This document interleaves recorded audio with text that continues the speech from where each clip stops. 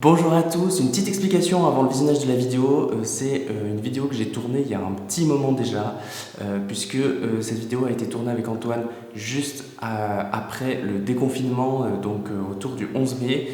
Voilà, j'ai eu beaucoup de choses qui se sont passées dans ma vie entre le 11 mai et maintenant, beaucoup de travail à l'agence, j'ai déménagé, changé de région, etc. Il s'est passé pas mal de choses et du coup j'ai pas eu j'ai pas pris le temps de faire ce montage avant de visionner la vidéo, couper, etc.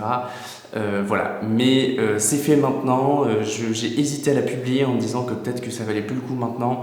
Et puis je me suis dit que tant pis, autant la publier. Elle est assez longue puisque ça faisait quelques mois qu'on s'était pas vu avec Antoine. Et puis on a tourné cette vidéo avec en mode très discussion, très libre, sans avoir vraiment d'objectif. Je sais pas si c'est quelque chose qui va fonctionner sur YouTube, qui va vous plaire ou pas, mais en tout cas, je me suis dit que j'avais envie de tester ce format-là pour voir ce que ça allait donner. Voilà, je vous laisse regarder la vidéo et puis n'hésitez pas à mettre en commentaire si c'est un format qui vous plaît ou si vous trouvez ça moins intéressant que d'habitude. À bientôt et bon visionnage. Salut Antoine, bienvenue sur ma chaîne YouTube. Avec plaisir. Je suis ton fan numéro 1, est-ce que je t'ai déjà dit ou pas? Je regarde toutes tes vidéos. C'est bon ça. Je les trouve magnifiques, j'adore l'image dessus. Excellent. Et le fond. Et le fond, ouais. Qui va bientôt changer puisque je vais bientôt déménager. Mais c'est une news que tu balances sur ta chaîne en direct. C'est ça, mais je vais en avoir un encore mieux du coup, d'ici quelques semaines, mois. Moi je voulais parler avec toi d'un sujet, c'est que tu es un entrepreneur, multi-entrepreneur, tu as eu plusieurs sociétés dans ta vie, tu en as encore plusieurs actuellement, et on peut dire ça, c'est que tu es un entrepreneur à succès, tu gagnes pas mal d'argent, et on peut voir que on a toujours comme objectif, notamment quand on est dans l'entrepreneuriat, de gagner plus, faire plus de chiffre d'affaires, plus de bénéfices, etc.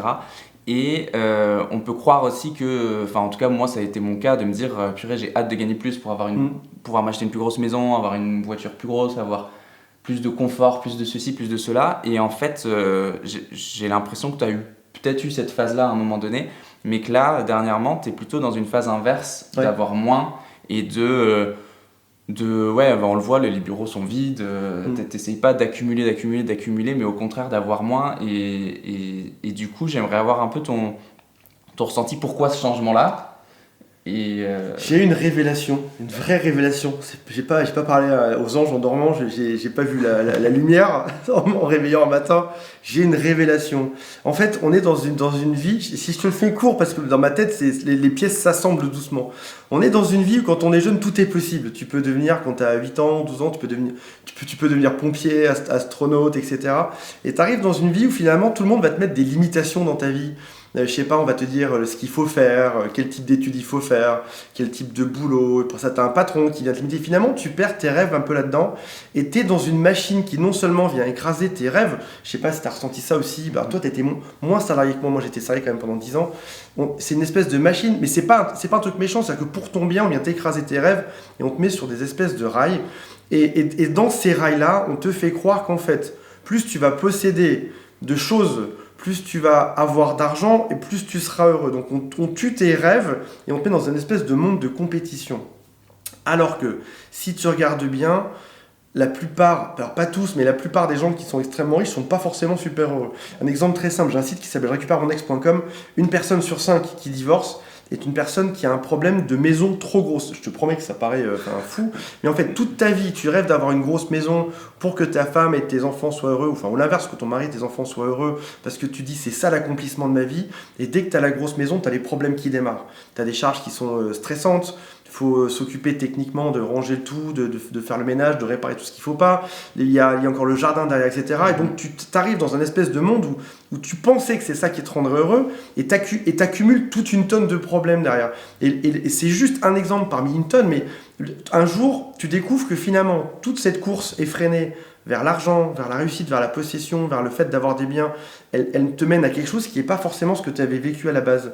Et du coup, à un moment donné, dans ta croissance, je pense que tout le monde passe par là. Tu fais le chemin inverse en fait. Tu fais le chemin inverse et tu reviens finalement bizarrement à ce monde d'enfance. Un monde où tu possèdes peu, où tu es extrêmement content d'avoir les quelque chose que tu possèdes. Un monde où tu recommences à rêver. Un monde où tu as par exemple des maisons qui sont moins grandes et où tu sors plus. Tu sais, le minimalisme, c'est possède moins et vis plus. Ce qui est magnifique, tu vois. Et des gens en tiny house, on avait vu ce même reportage Ouais. sur Netflix où des gens possèdent des toutes petites maisons et ils vivent plus dehors et rencontrent plus de gens. Alors que finalement, j'ai une personne sur 5 réellement qui m'appelle pour un problème de couple, me dit on a créé une tombe. On a acheté une grosse maison, on a créé notre tombe et c'est atroce quoi. Tu fais c'est pas possible. Wow. Et que ce soit la maison, que ce soit les grosses voitures, où finalement, il y a une étude qui dit qu'au bout de 19 jours que tu as acheté une Ferrari ou un vélo, au bout de 19 jours, Tu es habitué. tu t'y es habitué, il n'y a plus de différence. Donc que tu achètes une grosse maison, que tu achètes une grosse voiture. Et du coup, un jour, moi ça a été un choc, et j'aimerais qu'on en parle de ça, mais ça a été un choc, c'est qu'à un moment donné, toutes les valeurs sur lesquelles tu t'étais basé, de te dire ok, je vais bosser comme un fou, mais après ça, je vais vivre tranquillement, je vais tuer mes journées, mais après ça, j'aurai de l'argent, je vais me battre comme un fou, mais après ça, je vais vivre. À un moment donné, tu fais stop en fait. Si je commençais à vivre maintenant, il y a une jolie phrase qui dit on vit sa journée comme on passe sa vie. Et en fait, il faut vivre des journées qui soient chouettes. C'est un peu le carpe diem, tu vois. Vis une journée chouette et ce sera probablement toute ta vie qui sera chouette sans attendre d'à gagner plus, sans attendre de... Alors des gens vont me dire oui mais moi je gagne pas assez. Bon, il y a encore autre chose, tu vois, il y a encore un seuil. Il y a un seuil, je crois, en France. Ça, c'est hyper intéressant, c'est qu'il y a vraiment un seuil parce que moi, je sais que pendant des années, j'ai galéré. Et là, il y a peut-être 2 ans où on a passé un seuil avec mon épouse au niveau financier qui fait qu'en fait, on a pu se poser certaines questions et on aurait été en capacité d'acheter une maison, etc. On l'a pas fait parce que justement, on s'est dit, mais si j'achète une maison, je vais m'ancrer dans un lieu et en fait, est-ce que j'ai envie aujourd'hui de décider de m'ancrer dans un lieu, etc. Il y avait tout ce genre de réflexion. Et on a pris d'autres choix, mais notamment de mettre nos enfants dans des écoles un peu alternatives, spéciales, pour pouvoir qu'ils vivent des expériences différentes voilà. Et donc du coup ça coûte et on a préféré mettre l'argent là-dedans. Mais je vois aussi c'est que moi pendant longtemps en fait j'ai regardé le minimalisme et il y a un côté ça m'intéressait et il y a un côté où j'étais très freiné parce que la plupart des gens que je voyais sur YouTube en mode minimaliste c'était des gens qui avaient une vie qui me faisait pas rêver dans le sens où en fait c'était tellement obsessionnel de posséder peu. Ouais, tu vois, avec le défi des 100 choses où en fait finalement, avant, il y avait une règle qui était faut posséder le plus possible et ça rend fou les gens. Et eux, ils ont une règle qui dit qu'il faut posséder le moins possible et ça les rend fous. Et finalement, j'arrivais pas à les trouver heureux non plus, en fait. Et ce que je trouve intéressant dans la démarche que je vois que toi, tu as entrepris, c'est que c'est pas forcément du minimalisme avec une règle un peu comme une loi qui dit faut posséder que 100 objets, pas plus. Mais je trouve intéressant, tu as fait une vidéo il y a pas longtemps sur le fait de se dire, en fait, le minimalisme, c'est d'optimiser pour que chaque chose soit utile en fait. Et ça je trouve ça hyper intéressant et je sais que nous avec mon épouse on fait ça. Alors moi je me sens pas du tout minimaliste parce que j'ai beaucoup de bazar mais on essaye de régulièrement tous les 3 mois à peu près faire un nettoyage, de se dire bah en fait ça sert plus à rien, on dégage. Et aussi on essaie de se dire bah, quand on achète un truc si j'achète je sais pas une nouvelle casserole, j'en achète une parce que ça veut dire que qu'en fait si j'en achète, je sais pas, la dernière fois on a acheté une poêle à crêpes. En fait, c'est parce que l'autre, le truc était abîmé et puis en fait, ça a accroché trop. Mais en fait, tu la gardes pas dans ton placard, tu la dégages en fait. Ça sert à rien de la garder. Après, il te faut un placard plus grand, après, il te faut une maison plus grande parce que tu as trop de placards, etc. Puis c'est un cercle, quoi. Mais je trouve ça intéressant de ne pas être dans l'extrême non plus. Bien sûr.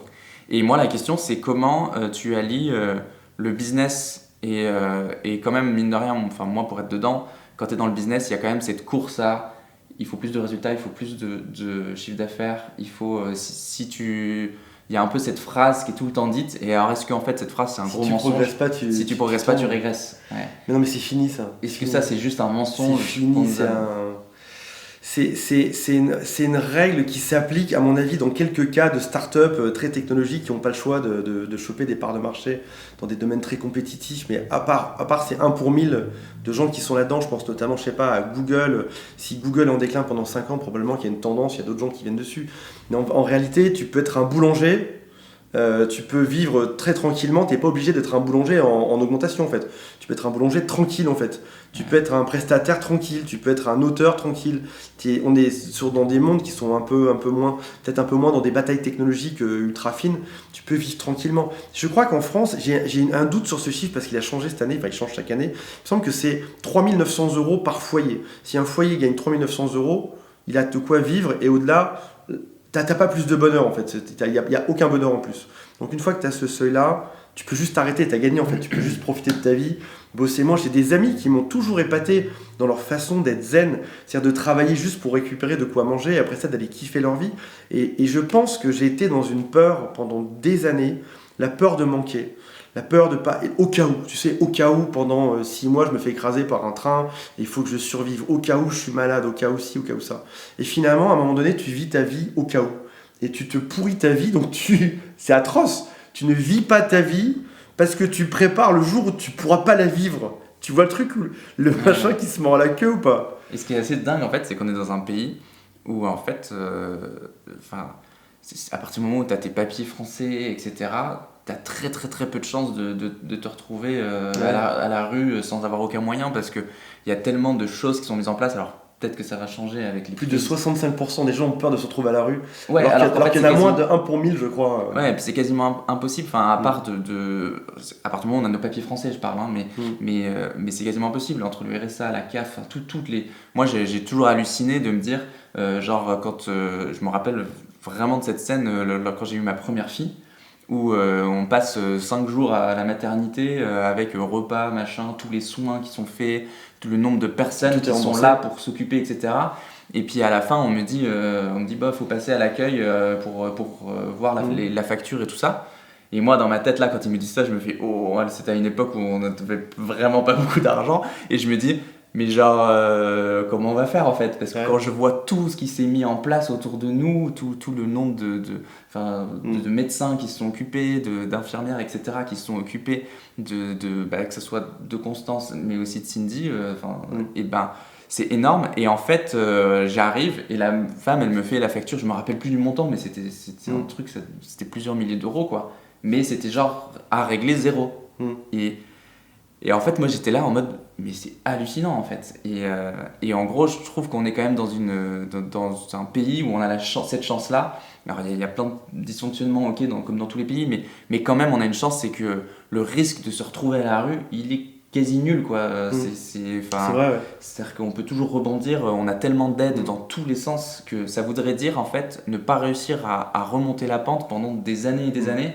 Tellement il y a, alors pas pour les entrepreneurs, mais quand on est salarié, il y a le chômage pendant 1 an et demi, 2 ans, et après il y a le RSA, après il y a plein de choses qui sont faites. Si on a des enfants, on touche la CAF, la PL, etc.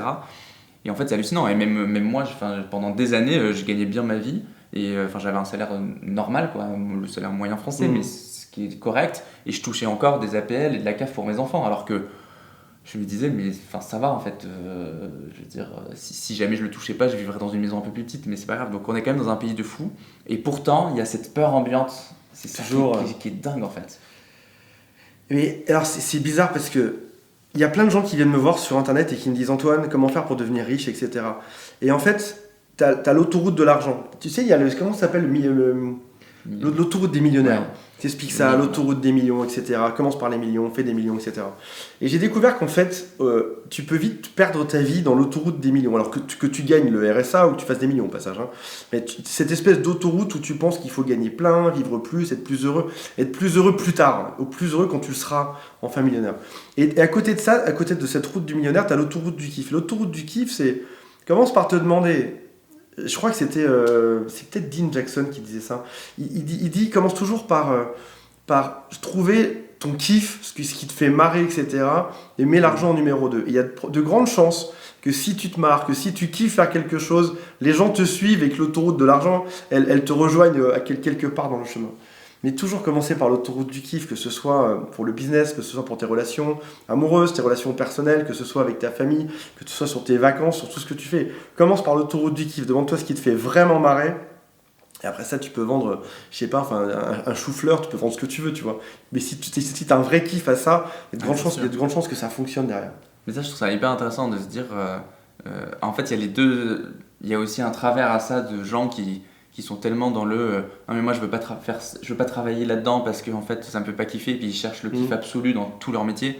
Moi j'ai eu quelqu'un dernièrement qui a vu ça, que j'accompagnais, et qui me disait ça, qui me dit ouais mais tu vois je crois que c'est pas fait pour moi parce que j'aime bien cette partie mais pas l'autre.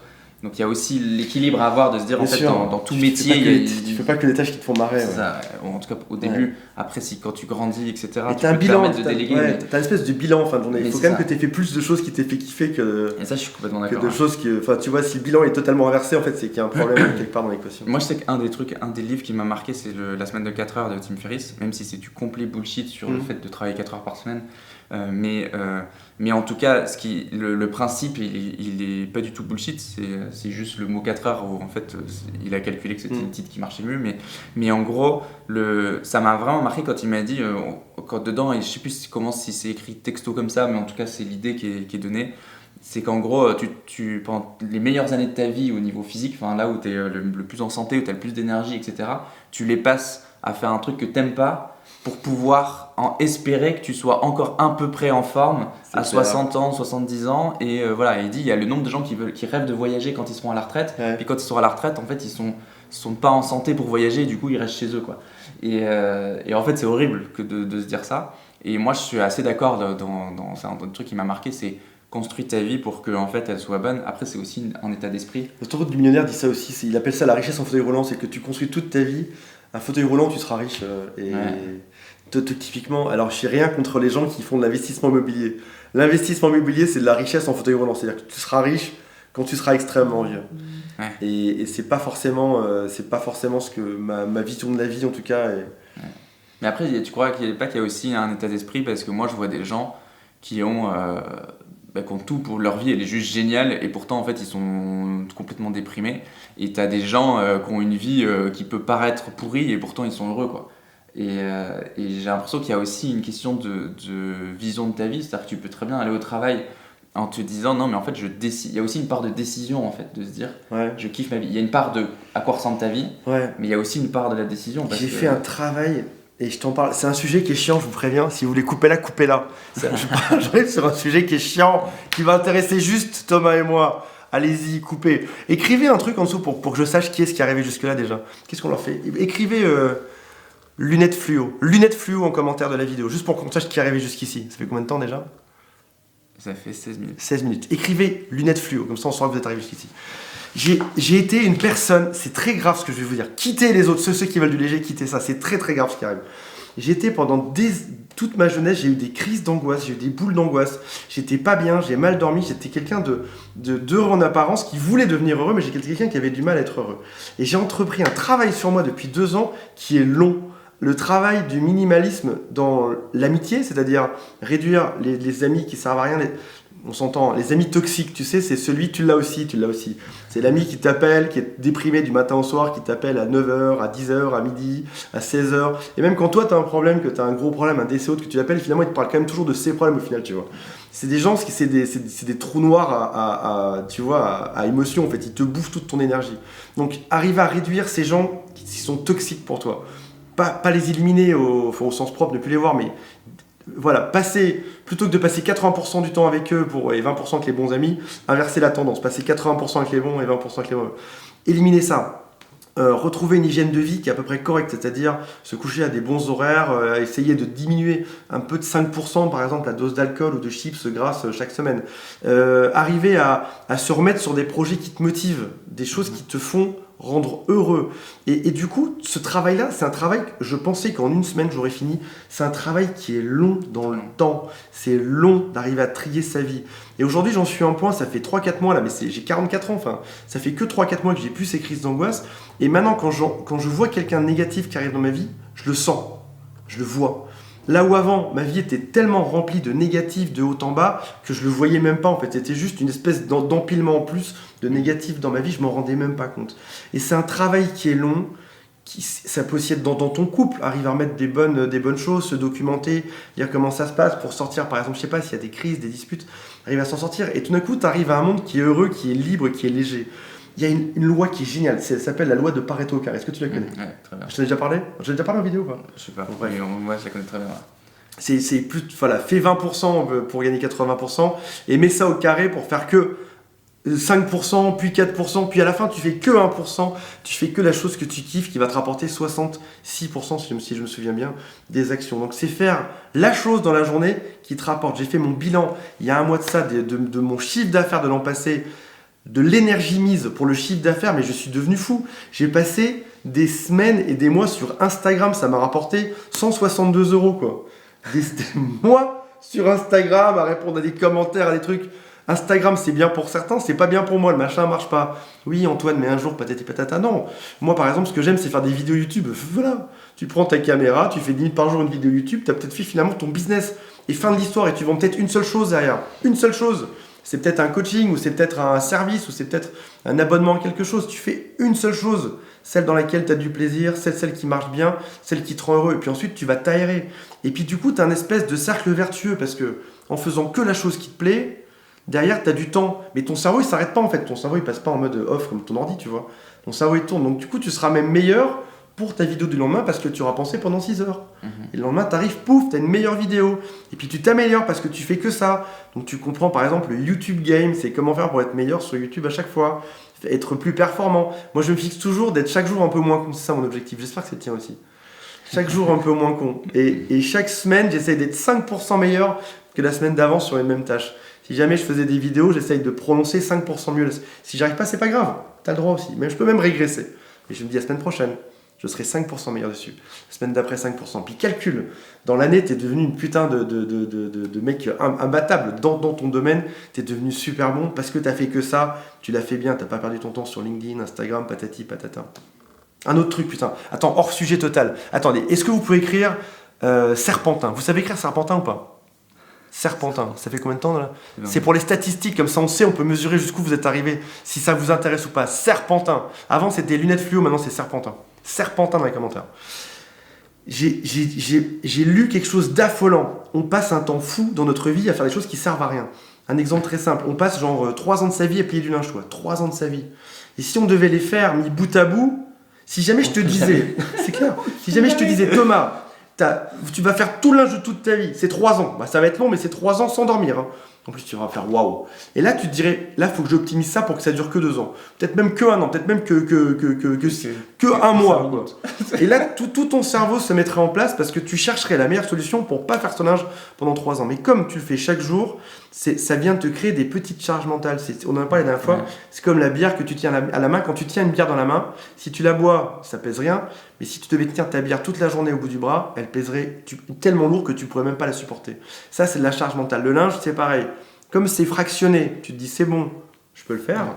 Sauf qu'en fait, il y a des gens, et j'en faisais partie, où ta vie entière consiste à te bouffer toutes ces tâches de charge mentale toute la journée.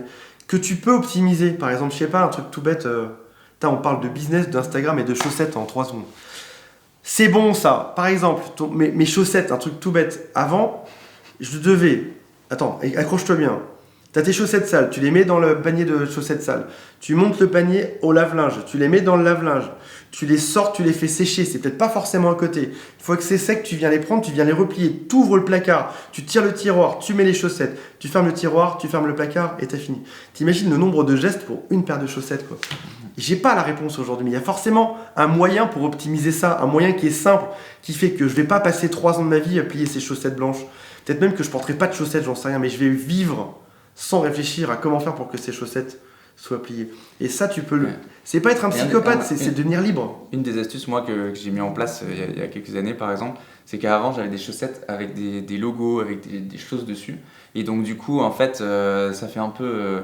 c'est un peu nul d'avoir une chaussette rouge et une chaussette noire. Donc du coup, en fait, t'es obligé, surtout si t'as des rendez-vous pro ou quoi, d'avoir des chaussettes qui sont quand même de la même couleur, quoi. Et en fait, il y a un moment donné où j'ai fait un choix, c'est que j'ai juste tout jeté et j'ai acheté que des chaussettes noires. Et sauf pour le sport où j'ai des chaussettes blanches.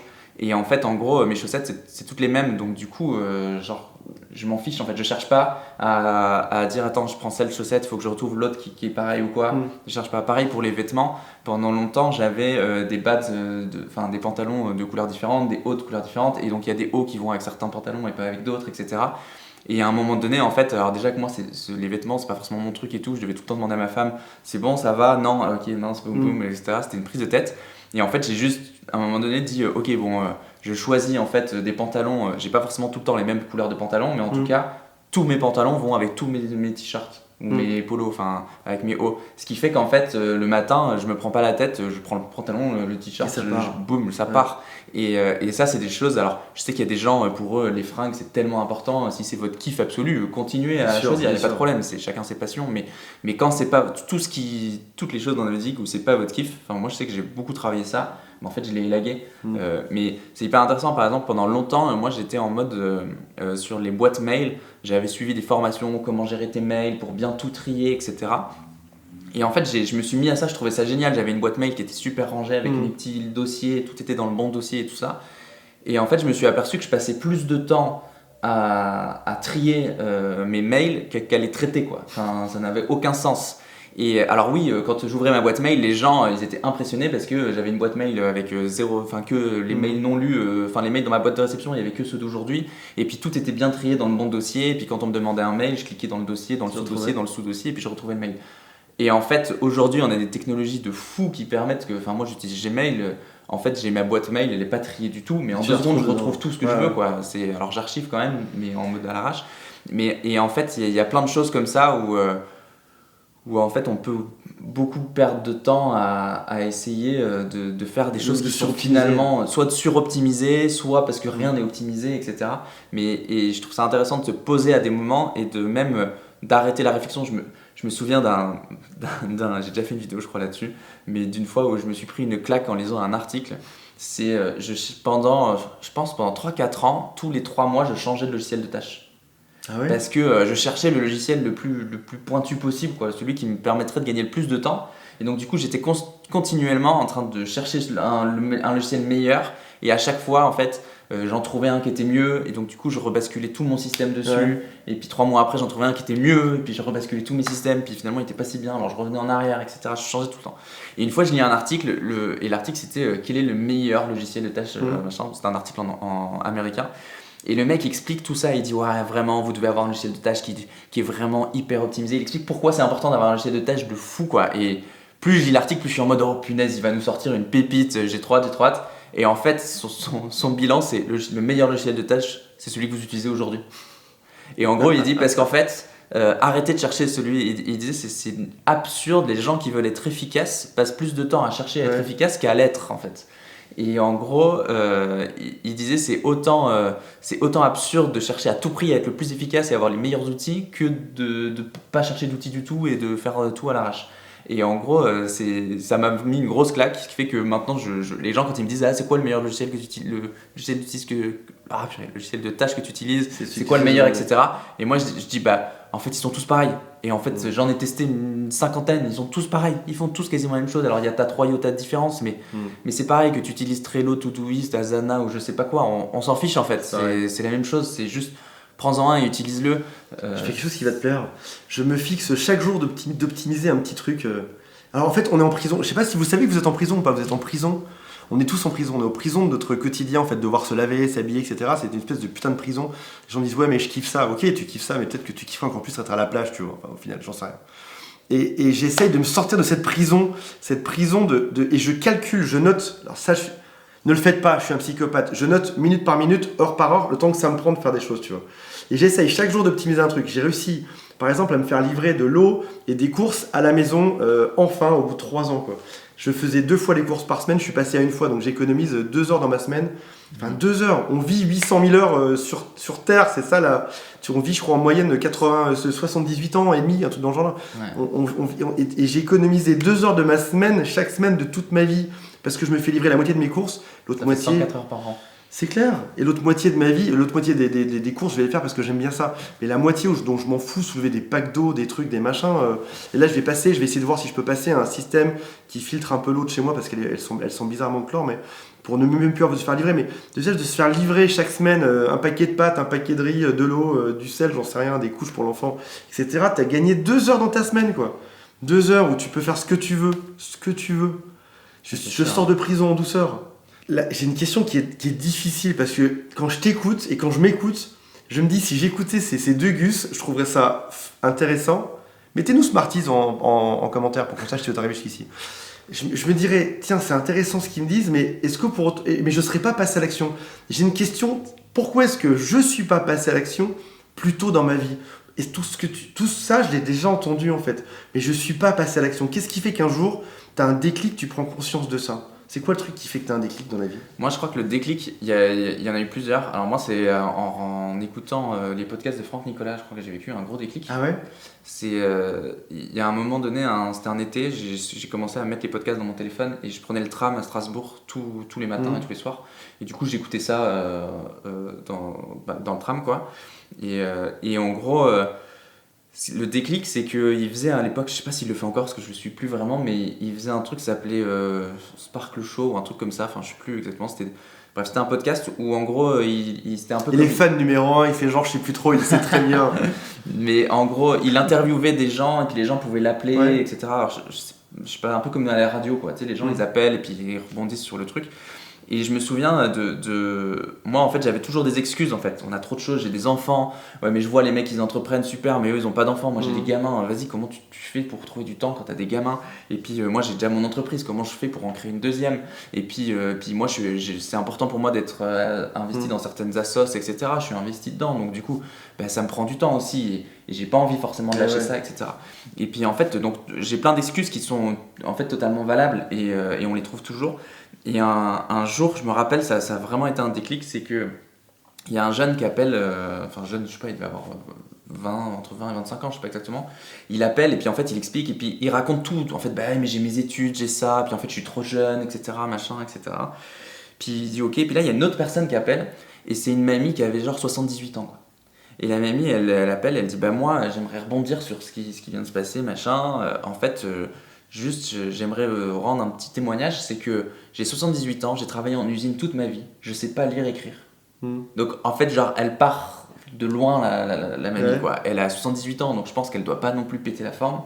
Elle sait pas écrire ni lire parce qu'en fait, elle a jamais appris ça, voilà. Elle a travaillé en usine, donc c'est pas le travail qui développe ton cerveau et qui te pousse à être entrepreneur, etc. Elle dit, mais mon rêve, ça a toujours été d'avoir une marque de prêt-à-porter. J'ai toujours aimé les robes, les machins, etc. Et il dit, et en fait, en suivant les vidéos de Franck Nicolas, à un moment donné, elle a eu un déclic, elle s'est lancée. Et en fait, elle disait, voilà, ça fait 2 ans que j'ai lancé mon premier magasin. Et aujourd'hui, j'ai 3 magasins à Québec. Et en fait, et Franck Nicolas, il a sa personnalité. Il dit au gars, il dit, non, mais t'as raison, t'es trop jeune, en fait. Puis elle était trop vieille pour pouvoir y arriver. Je veux dire, c'est impossible pour toi d'entreprendre. Je veux dire, tu vois, ta vie, elle est bientôt finie. T'as 25 ans. En plus, je veux dire, tu peux plus rien apprendre aujourd'hui, etc., etc. Enfin, il blaguait un peu sur le truc. Et en fait, j'ai eu un déclic. Je me dis, mais en fait, c'est vrai. Il a raison. En fait, c'est que bien sûr, tout le monde peut trouver des excuses. Cette mamie, elle aurait pu faire, franchement, 78 ans, t'as travaillé toute ta vie en usine. À mon avis, surtout à l'époque, tu commençais à travailler, t'avais 12 ans. Enfin. Donc c'est genre, elle a travaillé pendant 60 ans de sa vie en usine, ça doit pas être un boulot non plus très reposant. Genre juste, elle aurait pu se dire, c'est bon, j'ai ma retraite, je suis cuite, ciao. Maintenant, je rêve de faire des robes, et je vais coudre pour mes petits-enfants, et puis basta. Mais non, en fait, elle s'est accrochée à son rêve. Alors, je sais pas ce qui l'a motivée à faire ça, où elle a trouvé la force, mais elle l'a fait. Et en fait, moi, en entendant jour après jour des trucs comme ça, je me suis dit, punaise, mais c'est possible. C'est fou quoi. Et puis et je pense aussi quand on avait fait Nouvel An ensemble il y a peut-être 2 ou 3 ans, je sais plus exactement. En fait, je me souviens, mais moi ça a shifté mon cerveau. C'est que on était je sais pas si tu te souviens de ce truc-là, mais j'avais trouvé ça tellement abusé. C'est que on faisait Nouvel An, donc on préparait. Ça devait être le 31. J'ai peur de l'histoire qui arrive. Mettez-nous boomerang en dessous si vous avez peur aussi, boomerang si vous avez peur de ce qui va arriver. Mais c'était le 31 de décembre. J'étais bourré ou pas? Non, pas du tout. Non. Et on était en train de préparer et en fait on avait passé la journée ensemble, donc t'avais pas du tout bossé de la journée quoi. Et en fait on était en train de préparer, on avait été acheter ce qu'il fallait pour la bouffe, pour le repas du soir, etc. On attendait les Quentin et compagnie qui allaient arriver et tout ça. Et puis en fait et puis à un moment donné, tu ouvres ton ordi ou ton téléphone, je me rappelle plus, bref, et tu regardes ton compte Stripe. Et tu me montres ça et tu me dis, tu vois, mon petit bonheur de la journée, c'est de me dire qu'aujourd'hui, j'ai pas bossé une seule seconde. Et j'ai encaissé, je sais plus, t'avais dû encaisser quelque chose comme 3 000 €, tu vois. Et j'ai encaissé 3 000 €, mais genre, en travaillant tellement dur. Et genre, t'étais tellement content, tu vois, de ton truc. Je suis vraiment un connard des fois. Et en fait, c'est un but pédagogique, je tiens à préciser. Et ce truc-là, je me souviens, j'ai regardé, j'étais juste choqué en fait de me dire, mais moi pour générer 3000 balles de revenus, Mais genre, je travaille pendant 1 mois comme un âne, quoi. Enfin, c'est genre, c'est limite indécent, quoi. Et en fait, je me souviens, je t'ai dit, mais non, mais c'est quoi ce truc, quoi? Et tu me montrais, c'était ton petit produit magique, etc., machin, etc., et tout ça. Puis tu m'as expliqué ça, et je me souviens que c'est ça, c'est en rentrant là, de ce nouvel an-là, genre on est rentré, première semaine de janvier, j'ai dit à Cindy, j'ai dit non, mais là, en fait, faut qu'on le fasse, quoi. Alors on a mis du temps, hein, parce qu'on a lancé en avril, et ça, c'était le janvier, donc on a mis du temps avant de lancer le truc, avant de vraiment vivre le déclic. Et je pense que le déclic, c'est quand on a voulu déménager, où on s'est dit, là, on avait besoin pour déménager d'avoir 5000 balles qui est sur notre compte pour pouvoir payer les déménageurs et compagnie, et on les avait juste pas. Et à un moment donné, on s'est dit, non, mais là, en fait, faut juste en fait, c'est possible. On l'a vu, on a rencontré des gens, on a touché ces gens-là, et en fait, ils l'ont fait. Donc, oui, alors peut-être ils ont plus d'expérience, un peu plus intelligents, etc. Mais finalement, ça joue très peu en fait dans la balance. Et testons. Alors, ça veut pas dire que ça marche forcément pour tout le monde du premier coup, etc. Nous, il se trouve que c'est assez incroyable, c'est que ça a vraiment cartonné au début, puis après ça s'est un peu tassé après, vrai, mais ça a vraiment cartonné au début. Et en fait, on a généré quelque chose comme 3000 balles le premier mois. Cool. Et donc du coup c'est ce qui nous a permis de lancer notre déménagement, et puis le mois d'après on a généré 2500, et donc du coup voilà, après ça a descendu comme ça. Mais mine de rien, pendant on s'est fait pas mal d'argent pendant 1 an, et pendant quelque chose comme 8 mois c'est resté suffisamment stable. On s'est fait 500 € par mois sans rien toucher au système. Enfin, c'était assez incroyable. Et du coup enfin, je pense que ça a été ça le déclic, c'est d'avoir vraiment un projet qui nous tient suffisamment à cœur. Je crois qu'en fait, quand on se bouge pas, ils le disent tous, c'est que notre pourquoi il est pas assez fort. Et moi, quand il y a des gens qui me disent, là par exemple, on va redéménager à un autre endroit pour mettre nos enfants dans l'école de nos rêves, enfin l'école qu'on rêve pour nos enfants, etc. Et en fait, dernièrement, il y a une amie de ma femme qui lui dit, non mais t'as tellement de chance de pouvoir faire ça en fait. Et j'avoue, moi, quand ma femme elle m'a dit ça, genre ça m'a énervé en fait, parce que je me suis dit, mais non, c'est pas vrai en fait. En fait, c'est pas de la chance. En fait, j'ai juste pris des risques pour. Enfin, je veux dire, moi j'ai eu des huissiers qui ont débarqué chez moi, j'ai eu des périodes de fou dans ma vie. Et en fait, où j'ai tenu bon, mon mariage, il a failli voler en éclats il y a 6-8 ans. Et on a tenu bon. Enfin, on a pris des risques aussi pour. Alors, ça veut pas dire qu'il faut absolument les prendre, c'est chacun. Et moi, je juge pas les gens qui prennent pas les risques. Mais en tout cas, je dis, en fait, la vie que t'as, elle est quand même en grande partie due à tes choix, en fait. Pas totalement. En tout cas, si tu vis dans un pays comme la France, etc., la plupart des Français ont une vie qu'ils ont choisie peut-être même s'en rendre compte, hein, pour la plupart, mais qu'ils ont choisi. J'ai vu une statistique incroyable, je sais pas si tu en as parlé ça. Le nombre d'heures qu'il faut travailler dans sa vie. Ah si, ouais, t'en as parlé dans une vidéo. Bon bah bref. C'est pas grave, il faut aller voir l'autre vidéo pour l'avoir. Elle est en lien dans la description. Yes, bon, on vous laisse là parce que j'ai l'impression qu'on va discuter pendant des heures sinon. C'est clair, on va lancer un podcast ou une émission. J'ai une idée de business de fou, faut que je t'en parle après.